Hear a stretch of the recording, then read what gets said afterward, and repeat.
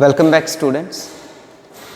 So, as we had studied about harmful microorganisms and useful microorganisms, and also we had discussed about some other microorganisms that are useful for us. Got it? So, students, one thing you all know that microorganisms spoils the food.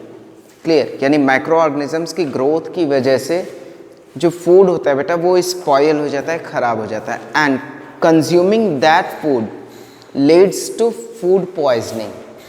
Clear, यानी यदि हम उस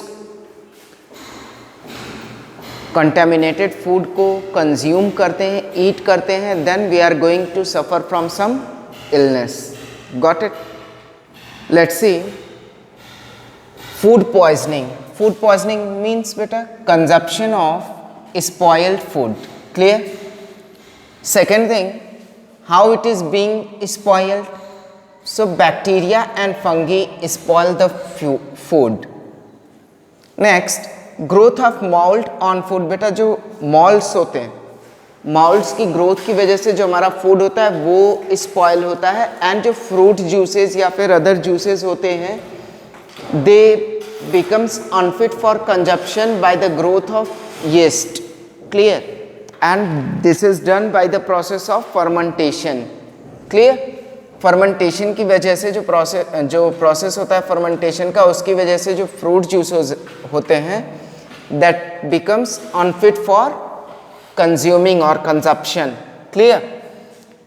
So अब जब food spoil हो रहा है बेटा, तो how we can preserve it, हम कैसे इसे प्रिजर्व कर सकते हैं? Let's see. दो चीजें हम कर सकते हैं. First thing, either we kill the microbes, या तो हम जो माइक्रोब्स फूड में प्रेजेंट है उनको किल कर दें, या फिर by stopping their growth again and again, यानी जो वो ग्रो करते हैं अगेन एंड अगेन उस ग्रोथ को हम रोक दें. Clear? So how we can do it, कैसे हम ये कर सकते हैं? फर्स्ट से हीटिंग. क्लियर? पहला क्या कर सकते हैं हम? हीटिंग कर सकते हैं. सो बेटा हीटिंग में क्या होता है, जब भी हम कोई भी फूड आइटम यदि हीट करेंगे तो टेम्परेचर राइज होगा. ठीक है? और उससे क्या होता है, जो बैक्टीरियाज प्रेजेंट होते हैं वो क्या होता है, हीट करने से वो किल हो जाते हैं, डेड हो जाते हैं. क्लियर? Now see,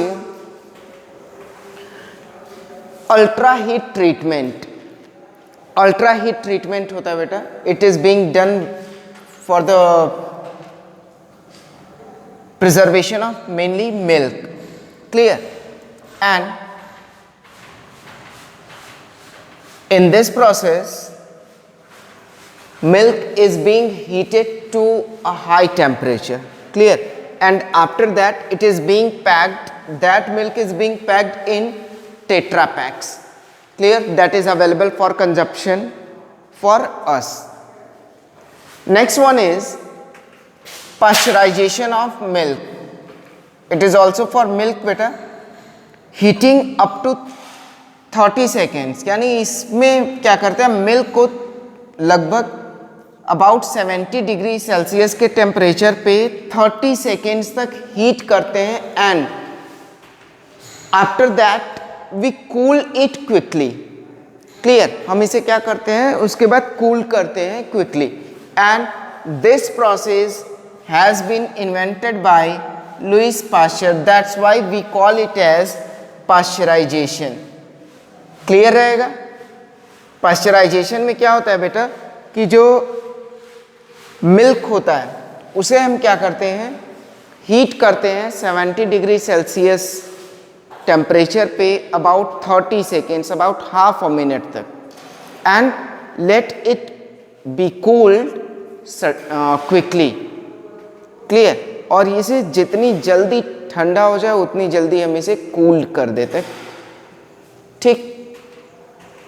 नेक्स्ट बात करते हैं कूलिंग की. It stops growth and reproduction of microbes. As we all know that कि cool temperature जितना low रहेगा, microorganisms जो है, microbes जो है वहाँ पे grow या reproduce नहीं करेंगे. ठीक है? So बेटा cooling के लिए as we all know that that is a common thing nowadays. We are using refrigerators, and deep freezers are also being used on a large wherever required to preserve materials on large scale. Clear?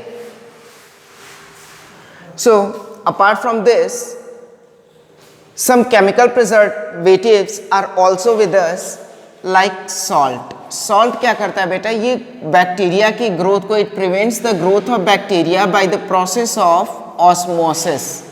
Clear? Osmosis के process से ये क्या करता है, bacteria की growth को check करता है, स्टॉप करता है. Clear? And it is being used to preserve meat, fish, pickles, chips etcetera.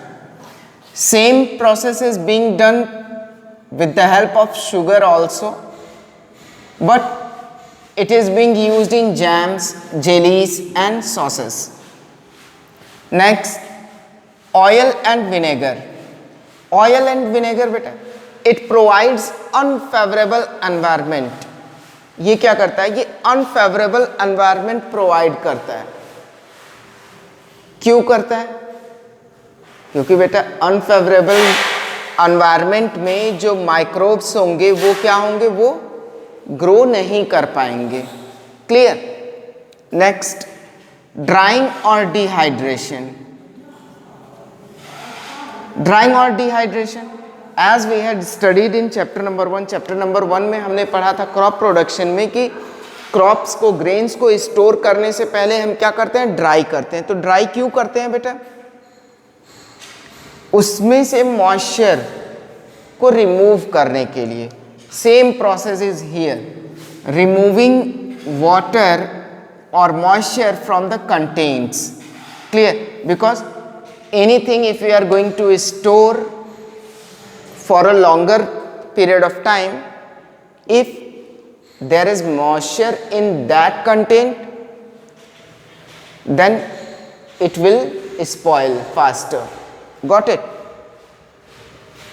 So we have to dry or remove water or moisture from the contents if we want to store them for a longer period of time. Clear रहेगा? Next, last one is canning. But canning, it is a process that consists of sterilizing of food and then being sealed in airtight container.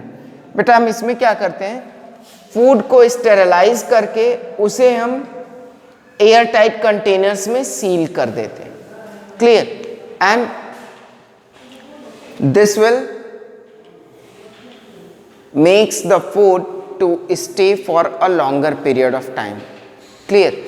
So students, this is all about food preservation, food poisoning. Got it? So this is all for today's class, and we will meet with some new topics in our next class. So thank you and have a nice day.